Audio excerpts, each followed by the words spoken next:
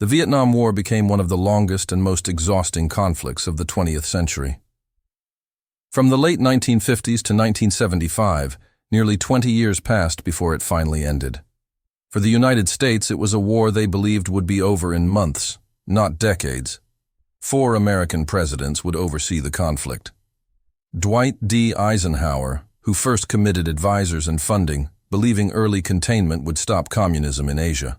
John F. Kennedy, who increased U.S. involvement and approved the deployment of special forces. Lyndon B. Johnson, who escalated the war dramatically, sending hundreds of thousands of American troops after the Gulf of Tonkin incident. Richard Nixon, who inherited a war he didn't start and tried to end it through Vietnamization and widened bombing campaigns. Meanwhile, command on the ground shifted through major generals. General Paul Harkins was the first commander of U.S. forces in Vietnam, confident American power could control the conflict. He was followed by General William Westmoreland, who favored large-scale search-and-destroy missions and measured success by enemy body counts. Later, General Creighton Abrams shifted the strategy toward pacification and counterinsurgency, but by then, time and public support were collapsing. And yet, despite leadership from the White House and command posts in Saigon, the war dragged on. Journalist Michael Hare once wrote, "Vietnam was what we had instead of happy childhoods."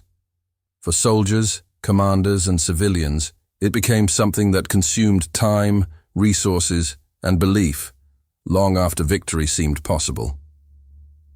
The war did not stretch across 20 years because of a single mistake. It lasted because every part of it resisted an ending: the terrain, the politics, the enemy's strategy, and the limits placed on American power. The Viet Cong and North Vietnamese army refused to fight on American terms. They fought on their own schedule, in their own way, and they didn't disappear with the first bombs or the first troops. The United States believed technology could shorten the war: helicopters, bombers, napalm, chemical agents, and mass troop deployments. But Vietnam revealed a brutal truth. You cannot defeat what you cannot pin down, and you cannot end a war quickly when the enemy measures success not in battles won, but in years endured. This is the story of why the war didn't end quickly, why firepower wasn't enough, why a superpower found itself fighting not just an army, but a strategy built on time and endurance. Terrain and geography. When we talk about why the Vietnam War dragged on for so many years, the first thing we have to understand isn't a strategy, a general, or a political decision. It's the land itself. Vietnam wasn't just the backdrop of the war. It was an active force in the conflict. The jungle, the rivers, the mountains, the swamps, they shaped how every battle was fought, how long soldiers could move, and how long forces could survive. When we arrived, we thought our technology would dominate the battlefield. Tanks, helicopters, bombers, these were built for open terrain, long sight lines, and roads you could trust.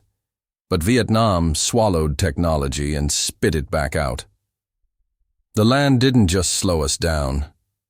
It worked against us. The jungles were dense in a way we had never trained for. You couldn't see more than a few feet ahead in some places. The canopy stretched so thick above that even at midday, the light was dim. Helicopters dropped us into landing zones that disappeared behind walls of leaves the moment the rotors lifted away. Every step into the brush felt like entering a place that didn't want us there. I remember reading reports from soldiers who said, "You don't walk in Vietnam, you push the jungle out of your way." And that was true. Every movement was a fight with branches, mud, roots, and vines. Your enemy could be 5 feet away, and you'd never see him. The jungle gave them perfect invisibility. They didn't need bunkers or trenches. The forest was both. Then there were the swamps and rice paddies, knee-deep mud that dragged at your legs and clogged your boots. You couldn't run in those fields. Vehicles bogged down, supply convoys stalled, and every route became predictable. And a predictable route is an ambush waiting to happen. More than one patrol said the same thing. Vietnam fought us with mud before it fought us with bullets. The mountains were no kinder. The Annamite Range along the border was a fortress of stone, fog, and hidden trails. We'd bomb an area and think we'd cut off movement, but days later, fighters would reappear in the south, moving through paths we never even knew existed. They had generations of knowledge of that terrain. To us, the land was an obstacle. To them, it was home. The Viet Cong and North Vietnamese army understood how to use terrain the same way we used helicopters and artillery. They built tunnel systems that ran for miles, some with hospitals, weapon caches, living quarters, even meeting rooms underground. The Cu Chi tunnels became legendary. You could walk over an entire base of enemy fighters and never know it. They used termite mounds as firing ports and trap doors covered in leaves that looked like part of the earth. I remember a quote from a Marine who fought near Cu Chi. He said, "We thought we controlled the village until the ground opened up and shot at us." That's what the war was like. There was no safe direction. The enemy didn't retreat when you advanced. They vanished into the dirt and came back when you left. Even the weather fought the clock. Monsoon rains turned rivers into floods, trails into streams, and clear skies into gray curtains that grounded aircraft for days. Radios malfunctioned, maps washed out, and air support, one of our greatest advantages, was grounded by clouds and storms. You could plan the perfect operation and lose it to rain. The Ho Chi Minh Trail was another reason the war went on so long, a web of paths and roads through Laos and Cambodia. We thought bombing it would shut down the flow of fighters and supplies, but every time we cratered one route, they carved another. The jungle rearranged itself around the damage. As long as the land shielded their movement, they could outlast firepower. All of this added up to one hard truth. Every mile in Vietnam took time. Time to scout, time to march, time to clear brush, time to secure a landing, time to build a base, time to search the ground that hid people underneath it. And while we measured progress in distance and casualties, they measured it in months and years. The terrain didn't just give them cover, it gave them endurance. When you can disappear into a mountain, a swamp, or a tunnel, you don't have to win every fight. You just have to survive it.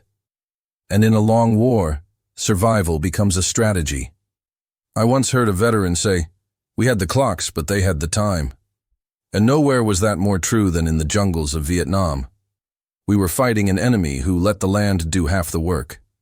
And no matter how many soldiers we sent, how many bombs we dropped, or how advanced our gear was, the ground beneath our boots was always on their side. That's one of the biggest reasons the war didn't end quickly.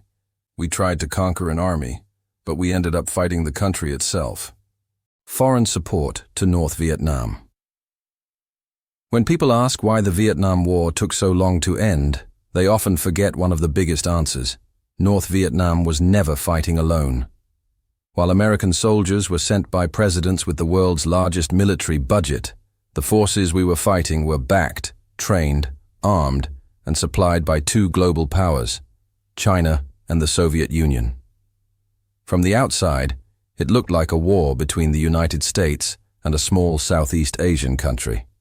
In reality, it was a proxy conflict in the middle of the Cold War. North Vietnam's leader, Ho Chi Minh, wasn't just a revolutionary. He was a strategist who understood that survival depended on choosing strong allies. After failing to secure U.S. support during World War II, he turned to the communist giants. Both Mao Zedong in China and Nikita Khrushchev, and later Leonid Brezhnev in the Soviet Union, saw Vietnam not just as a friend, but as a battlefield to weaken American influence without facing the U.S. directly. While American presidents, Eisenhower, Kennedy, Johnson, and Nixon, debated troop numbers and bombing targets, the other side was reinforcing quietly and constantly. Chinese support began early. Chairman Mao sent thousands of military engineers, air defense units, and logistical specialists to North Vietnam. They helped build roads, repair infrastructure, and man anti-aircraft guns used to shoot down American planes. Some estimates say nearly 300,000 Chinese personnel rotated through Vietnam during the war, even though most Americans never knew. On the Soviet side, the support was just as critical. Under Khrushchev and later Brezhnev, the USSR sent North Vietnam surface-to-air missiles, SAMs, anti-aircraft artillery, radar systems, fuel, trucks, and fighter jets like the MiG-17 and MiG-21. They also trained Vietnamese pilots, mechanics, and technicians.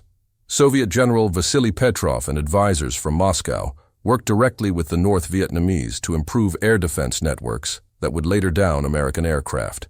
When U.S. pilots flew bombing missions over the North, they weren't just facing Vietnamese fighters. They were flying in disguise defended by Soviet missiles, Soviet radar, and Chinese logistics.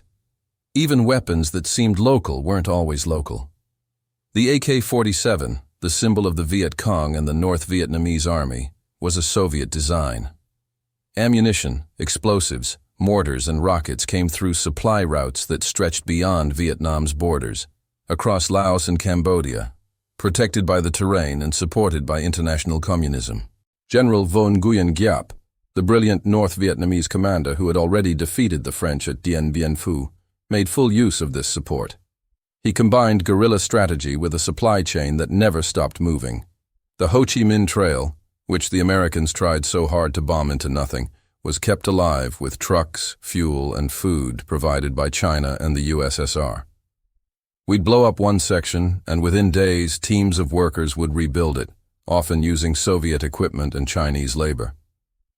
And while we were fighting in the South, their planners were operating from the North with confidence that they wouldn't run out of weapons or men.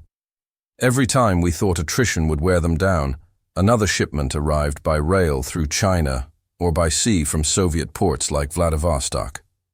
We used to tell ourselves that we were battling a small, isolated nation. The truth was, we were facing a nation with two superpowers behind it, one on land and one by sea.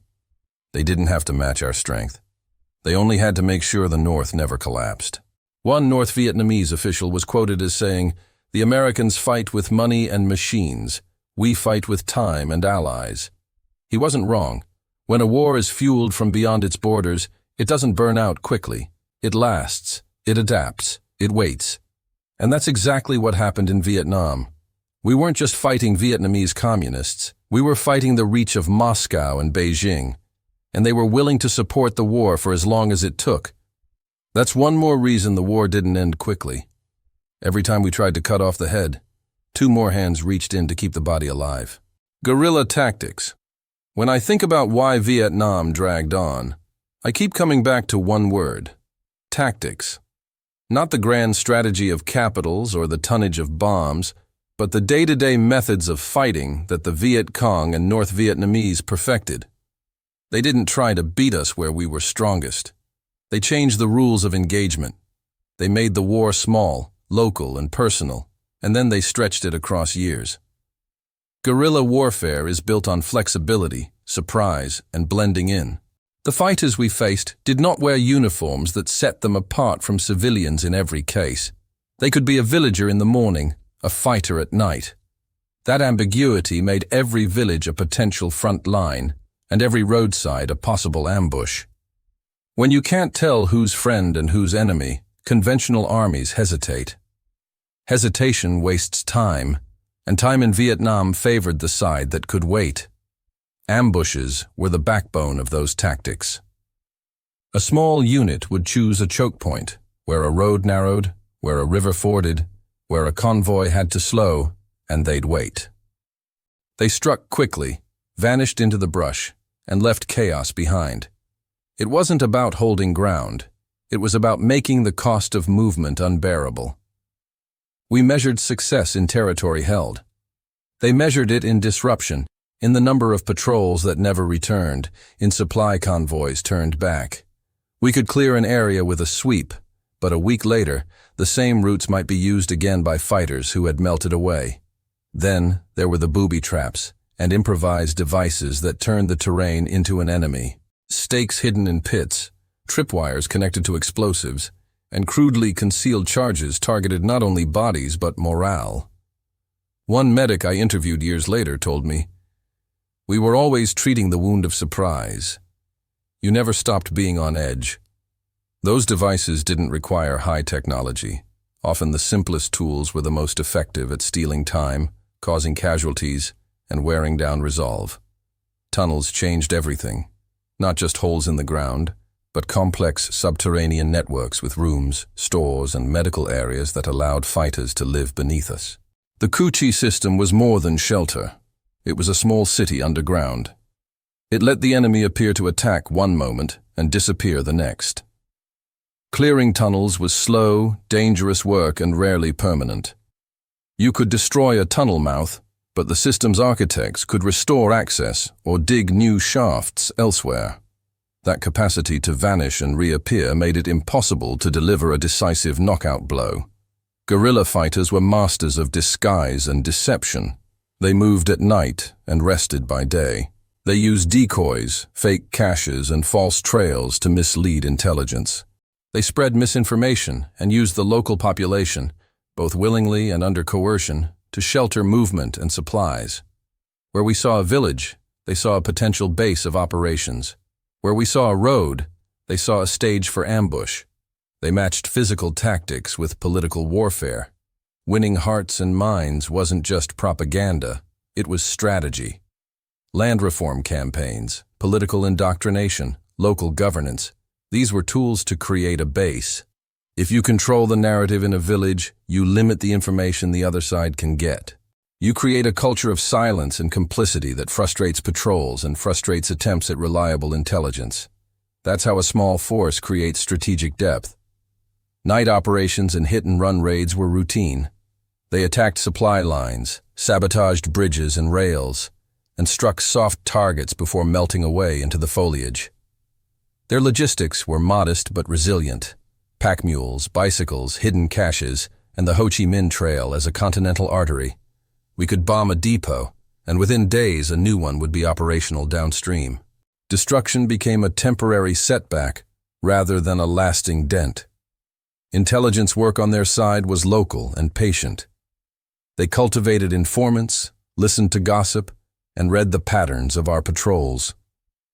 Where we sent signals intelligence and aerial reconnaissance, they relied on human networks and seasons, the ebb and flow of planting, harvesting, and festivals, to move men and materiel.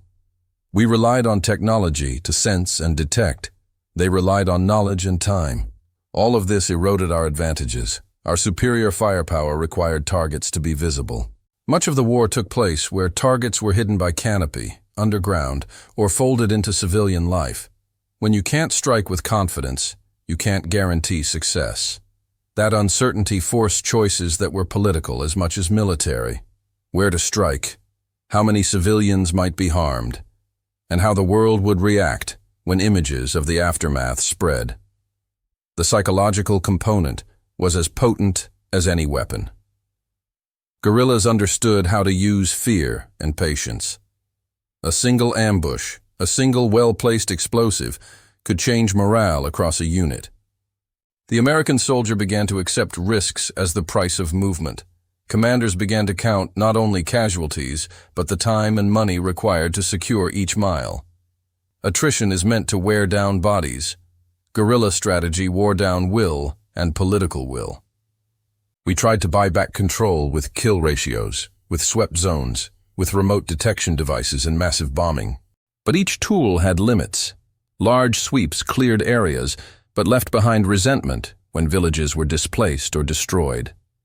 Pacification sometimes lacked genuine local buy-in and instead created more grievances.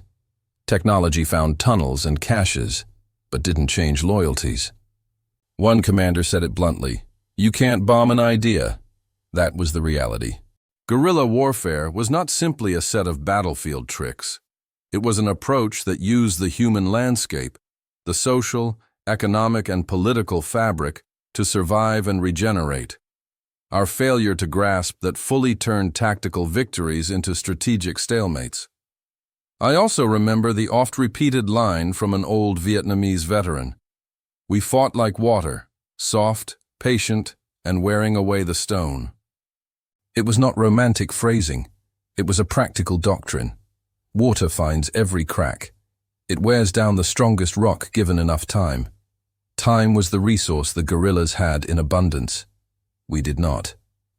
Guerrilla tactics extended the war because they converted every inch of territory into a test of endurance. They made logistics complicated, intelligence unreliable, and victory ambiguous. They ensured that even when we won a battle, the war could still be fought another day. And when a war becomes a test of patience, a democratic society, sensitive to images, costs, and politics, can find its will eroding long before the enemy's resources run dry. That's the lesson the land spelled out for us in every ambush, every trap, and every hidden tunnel. When an enemy is willing to fight on its own terms and on its own time, a superpower's strengths can become weaknesses. Guerrilla tactics didn't just win battles.